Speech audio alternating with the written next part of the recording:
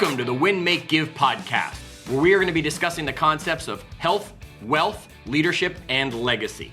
My name's Chad. I will be your host, joined here by my co-host, Bob Stewart. Bob, what's the word for the day? Chad, today's word is priority. Ooh, priority. An excellent one, Bob. I look forward to hearing a little bit more about that. Today's podcast, we're going to jump into a conversation with Ben Kinney where he talks about the term finite resources and what that means to him.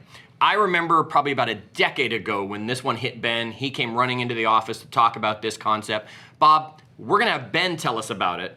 Yet what is it everybody should be listening for through this podcast conversation? I think Chad, the one thing that really jumps out at me, and it's probably because I've struggled with this throughout my career, is how many times you have to say no, right, to get to that yes. And a lot of people will just take on everything and anything that comes their way, but I think highly successful individuals figure out how to say no. So be listening for Ben's talk around saying no, right? Which is really hard for a lot of people to do. All right, let's jump to the conversation. So Ben, there's this concept that you have called finite resources. And I really think we should take some time and jump into that for us because that covers everything that Win, Make, Give is about with the health, wealth, leadership, and legacy. So break those two words down for us and let's just start there. Finite resources. Sure. To me, finite is the opposite of infinite, which means fixed.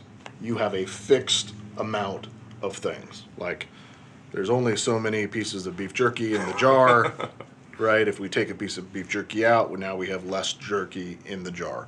And for us, the jar is our life or our world and so on. Okay. So that's finite. Resources. We normally think about resources in a tangible way, like natural resources. So what's a natural resource? Wood, water, gold, right? oil, cheeseburgers. Right? The important ones. Yeah. Well, what we're saying is there's a fixed amount of gold that exists in the world, right? There's a fixed amount of water. There's a fixed amount of oxygen, right? At any moment in time. And because of that, because there being a fixed amount, so if we add the words together, a finite resource, we have to understand that if we use all the water in the world, we're going to have none left. If we use up all the gold, we're going to have none left. We use up all the fish, we're going to have none left. Finite resources says there is a fixed amount of something of value. Okay, but you're not talking about natural resources. You're not getting onto some soapbox here and talking about we shouldn't be drilling or anything like that. You're talking about different resources in this case. I think about finite resources and how they affect our lives or ourselves. So if we think about our worlds, our personal lives, Bob, what is something that you have that there's a fixed amount of? time, Love. Money, yeah. Energy, right? Happiness. Like what you'd say at any given moment, if we were to break out our wallets and look in there, we have a fixed amount of money at this second. Not that we couldn't make more in the future or we haven't had more or less in the past, right? It's that there's a fixed amount. Well, time, there's just a fixed amount, period. Now, I don't know how long you're going to live or how long you're going to live, a lot longer than us, probably, right? But there's a fixed amount of it. And energy, there's a fixed amount too. Not that you and I have the same amount of energy, is that we each have a fixed amount of energy every single day.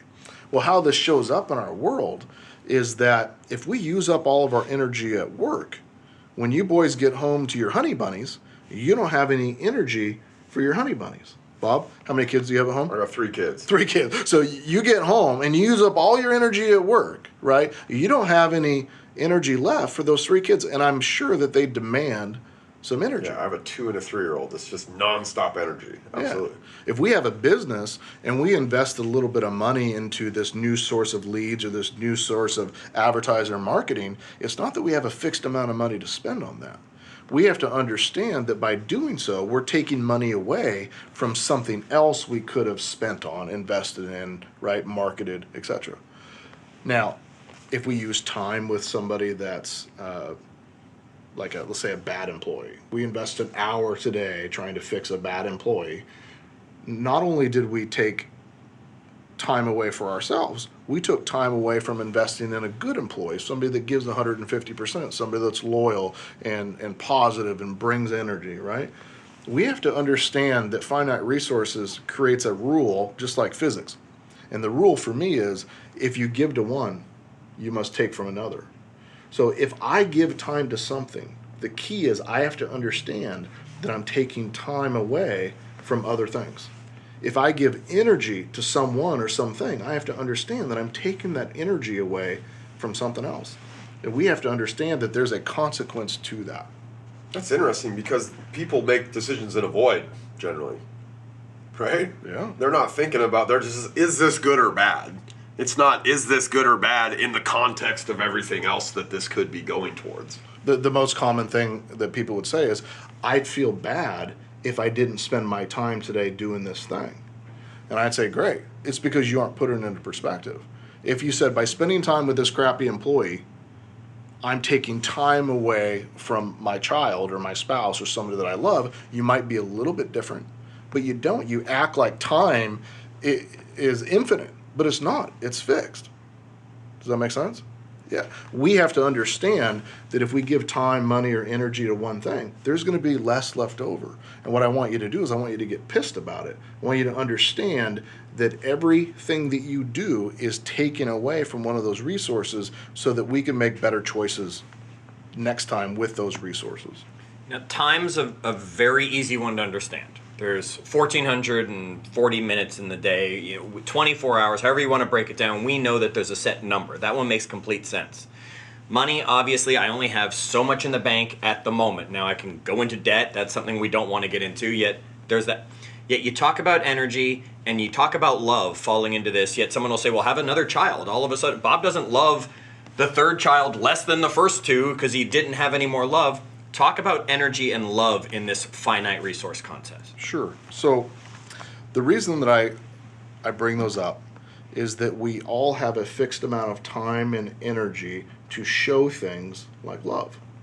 Or we only have a fixed amount of energy, and at the end of the day we come home and we don't have it left over for somebody else, but we don't look and see that there's consequences to that. So let me rephrase it or put it into perspective. You get home and you've had a really rough day at work, and you go to your child or your spouse and you say, not now, I had a bad day. What you basically did is you used up all your happiness, all your energy, all your love, all those emotions during the day, and you had none left over for the people that you say are the most important to you. Now, if I was to ask you to say, take a piece of paper, write down the two names of the two most important people in your life.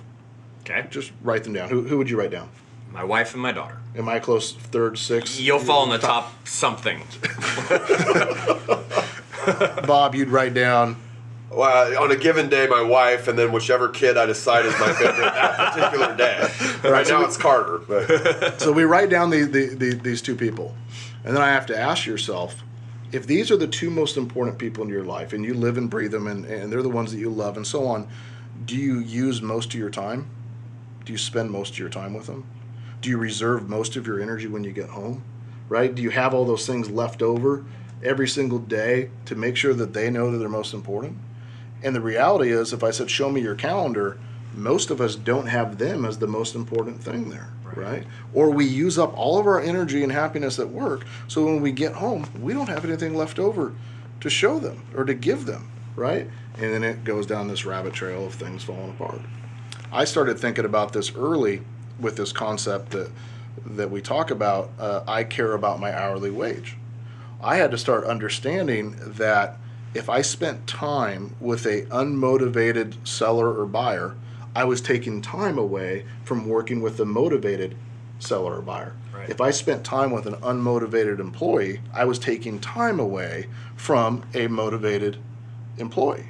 And it goes on and goes on. But what happens, we don't always tell that story. We get home at the end of the day and your honey bunny says, well, how was your day? And you say, gosh, I worked really hard. I got a lot of things done, and sorry I'm late for dinner, and I know that I missed the soccer game, and blah, blah, blah. Because if you went home and you told the truth, you'd be in deep shit. You got home and you said, here's what I did. You're not going to believe this. I got to work, and then one of my employees came in and they told me about their weekend and how they had this fight with their boyfriend, girlfriend, and And then what I did is I walked out and I started talking to one of my sales guys. Not the good ones, actually, the worst one. And I tell you, he can't sell shit. But I spent about an hour talking to him about closing, even though he's never closed even a frickin' door in his life, right? And then what I did is I went out and I met with this customer. It's the worst paying, always pays late, always pays me the least, and always has the most drama. And I spent a bunch of time on that. And then I went into 2 meetings where we accomplished nothing. Right? And then I stayed late because I still had my actual work to get done instead of making it to the soccer game and being home for dinner. Right? If we went and we said that story, you get punched right in the face. Well, yeah, sure, it sounds bad when you say it that way. Right? But that's the truth. That's the truth of how we spent time. That's the truth of how we spent our energy that day. That's the truth of how we spent, right, our happiness, our money, and so on, because we don't understand that there's a corresponding no to every yes. Wow. There he goes again, dropping nuggets of wisdom all over the place. Bob, before we go to you to get your aha, I have to send some love to my mom. Ben put us on the spot. He asked for who those 2 people are in your life. And, well, of course, I said my wife and I said my daughter. I want Mom to know that, of course, love her too. You have 1 daughter. I have 3 sons. So I had to leave 2 of my boys out, right? My wife and whoever happens to be my favorite son at that time got in. Today it might be Carter, but yeah, so I feel... It's okay. I think most parents with more than 1 kid probably understood exactly how you said that, Bob. Yet, why don't you give us your aha from what came from that conversation with Ben? I think my biggest aha, and again, I mentioned this in the beginning, is that the concept of saying no, when you say yes to the wrong things, you're robbing from maybe the right thing, right? Or the things that should have been your priorities, you rob from those things all day long, and every yes is taking away from something else. And so that, I don't know, it just really, every time I hear him talk about this, it gets driven home a little bit more, and it helps me get better at setting priorities in my life. Sure. You'll hear when Ben calls you out on it, or when he calls me or any of us out on it, that you skipped your workout to say yes to somebody to help them out, or you skipped that time with your wife or with one of your kids or whatever the situation was. You don't even realize we're doing it half the time until it's too late. Yeah. Wow. Yeah. All right, well, share your ahas with us wherever, however, comment, message, send information to us. We'd love to hear what you guys are getting from this. And make sure you subscribe to the podcast, however you are choosing to follow the podcast, wherever it is. And you can also watch these conversations on YouTube if you want. Just go to the winmakegive.com website, find the link, check us out, see what it looks like. We'll look forward to seeing you on our next episode.